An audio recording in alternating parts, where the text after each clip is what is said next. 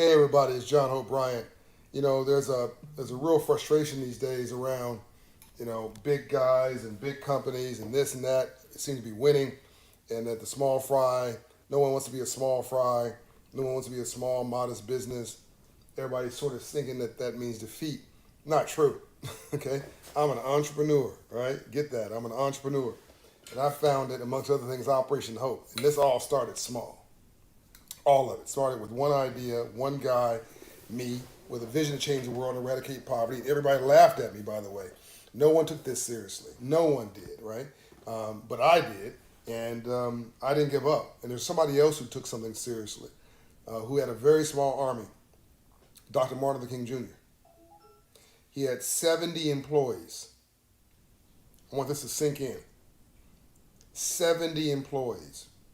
A total budget at its height of SCLC of $600,000 US. And he changed the world and eradicated poverty in our lifetime, intellectual poverty, racism banished at that moment as far as institutional structures in our lifetime. Changed the world, changed public policy, became a moral hero for the world, not just the US, did it without firing a shot. 70 employees, $600,000 budget, a vision to change the world. What can you do? Look at that light coming through, right? Look, aren't you the light of the world? Aren't you the power that changes everything? Isn't literally enlightenment getting it and having that light illuminate through you? What are you going to do? What can you do, right?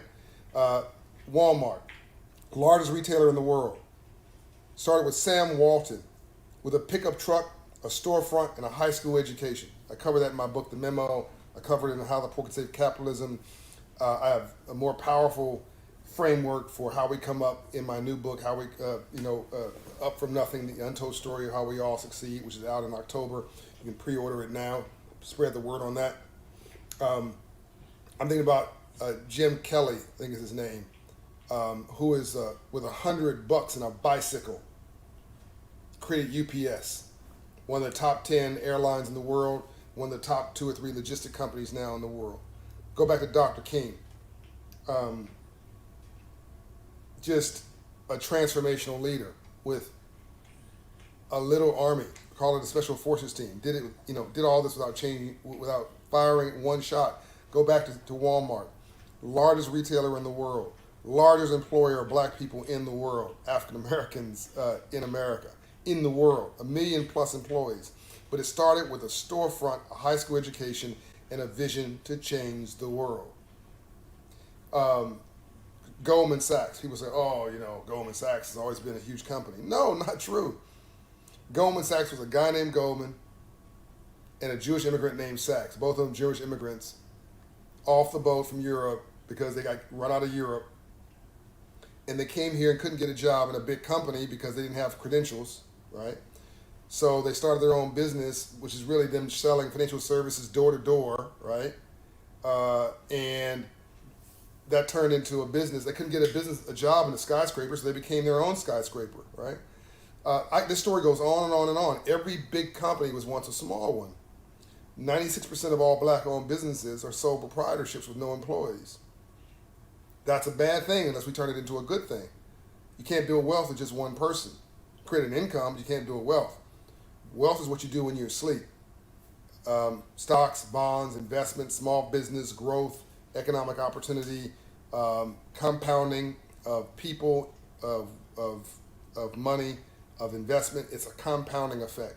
So we need to start to, you need to go to Operation Hope, get that small business and entrepreneurship training, get that 700 credit score training, get that back of the room business administration that we missed because we never got the memo. Hello, my last book, because we never were taught financial literacy.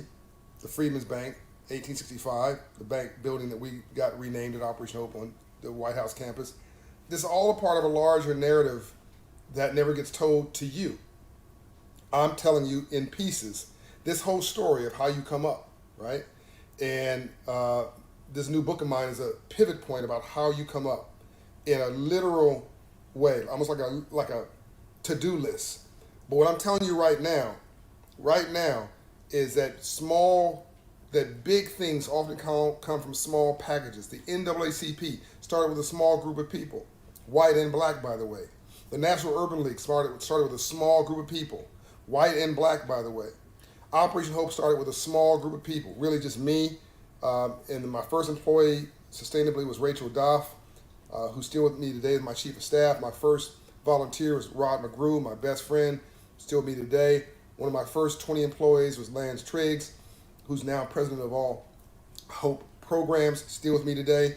My first development person was Mary Ayerson, then Mary Haggerty. She's president of Hope Partnerships, still with me today. 24 years she's been in, 26 years for Lance, 28 years for Rachel Dobb. Janae Roscoe, we started a government relations office. We had no government relations office. She left the White House to join us from President Clinton's administration. And, who are we to suggest we could pull somebody from the White House to join our team? Look at what we've done now, right? You got to dream big dreams, but it has to start with a practical vision that's executable every day, which is hard work. The work that I'm doing right here at this desk, and the work that you are doing every day and what you dream about. Don't let anybody banish your dreams. Don't think the smaller is a bad thing. Give me examples of small that became big. Essence Magazine started small. Jet Magazine started small. Black Enterprise started small. Herman and Russell of Russell and Company started small. You name whatever big company, mainstream or minority, that you love, and I'm going to show you something that started really small and grew into something that had girth to it and had net worth, right? What can you start small that you can grow into something really big? I now have grown 2 companies into the largest of its kind in the country, the largest for-profit institutional quality owner of single-family homes, rental homes in America, the Promise Homes Company, which I started 3 years ago. It's now $100 million in assets, 700 homes, give or take, that we own in 2 states and growing that. And Operation Hope, the largest nonprofit financial inclusion organization in America, 22 states, 154 locations, a Hope in Hand app that has clients in 48 states. Sorry, it's not 54 states in America. 48 states, 4 million clients, $3.5 billion through our partners invested in underserved neighborhoods, through 5,000 partners, 30,000 volunteers. Started with 1 volunteer, 1 partner, 1 employee, 1 visionary, 1 dream to make the world better, right? And 1 dreamer, me. My friend, Dr. Dorothy Height, National Council of Negro Women, also started small. She told me, John, I love you because you're a dreamer with a shovel in your hands. I want you to be a dreamer with a shovel in your hands.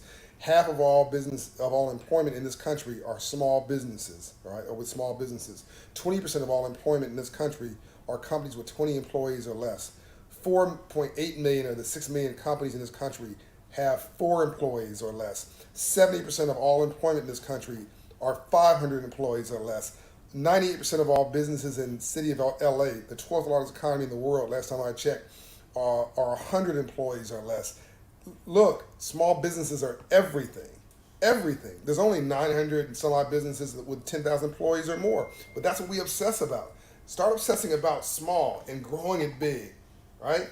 And it doesn't have to be sexy. It just has to have hustle attached to it, right? Let's make smart sexy again. And reach out to Operation Hope. Sign up to our small business class. It's free.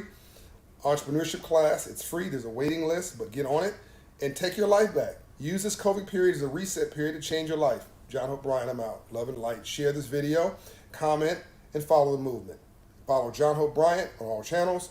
Follow Operation Hope on all channels. And by the way, we have a Hope channel coming, so watch for that. It's a Hope channel and a JHB channel. Love and light.